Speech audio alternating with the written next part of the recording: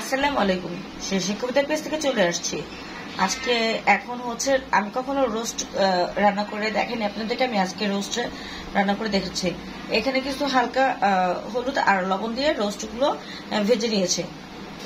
ভাজার কিছু অংশ তেল ছিল, ওই তেলটার মধ্যে হালকা অল্প পেঁয়াজ দিয়ে দিয়েছি।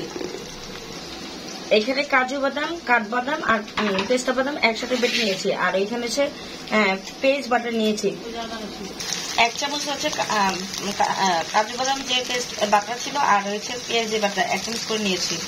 আদা রসুন বাটা 1 টেবিল চামচ। মশলাটাকে ভালো মতো কষিয়ে নিতে হবে, আর স্বাদ মতন লবণ দিয়ে দিবেন। আমি টক দই নিয়ে নিয়েছি। আপনাদের ঘরে যদি টক দই না থাকে তাহলে গুঁড়ো দুধ আর হচ্ছে গিয়ে লেবু দিয়ে পানিতে গুঁড়ে নেবেন। আর লিকুইড দুধ থাকলে এভাবে গুঁড়ে দিয়ে লেবু পানি দিয়ে দিবেন, দেখবেন টক দই হয়ে গিয়েছে। এই দেখেন আমার টক দই দিয়ে এরকম কালারটা আসছে। রোস্টের মশলা দেখেন আমার তেল জন্য উপরে বেশি উঠছে।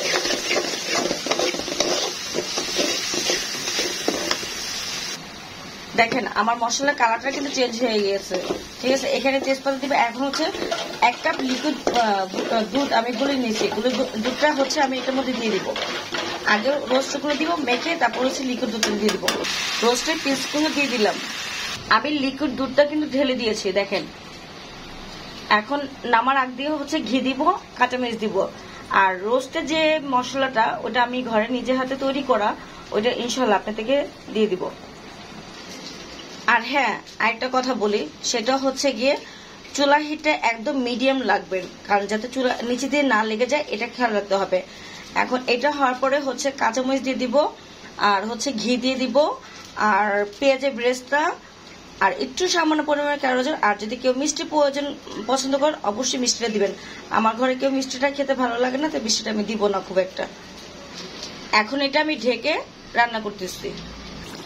আমার কিন্তু রোস্টের রান্না কমপ্লিট। দেখেন কতটাই সুন্দর হয়েছে, আর খেতে কতটা লোভনীয়।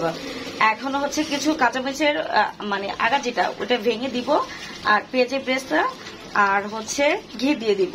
বাস, তাহলে আমার রোস্ট কমপ্লিট। কেমন হয়েছে অবশ্যই লাইক কমেন্টে জানাবেন আর শেয়ার দিবেন। আর হ্যাঁ, ইউটিউব চ্যানেলটা কিন্তু একটু সাবস্ক্রাইব করে দিয়ে আসবেন। আসসালামু আলাইকুম।